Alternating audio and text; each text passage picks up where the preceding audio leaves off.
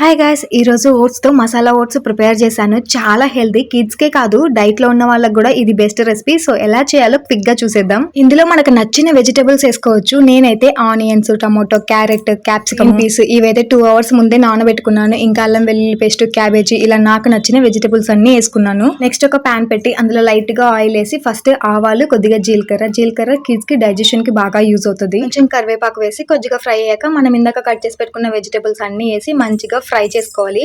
So ఇవన్నీ ఒక medium flame లో పెట్టి ఒక 5 minutes కుక్ చేసుకోవాలి. అప్పుడు ఏంటంటే అన్ని మంచిగా కుక్ అవుతాయి. ఇందులో సాల్ట్, పసుపు కూడా వేసి కుక్ చేసుకోవాలి. మీ దగ్గర ఏ ఓట్స్ అవైలబుల్ గా ఉంటే అవి తీసుకోండి. నేనైతే సఫోలా ఓట్స్ తీసుకున్నాను. ఒక కప్పు తీసుకొని ఇవి కూడా మంచిగా ఫ్రై చేసుకోవాలి.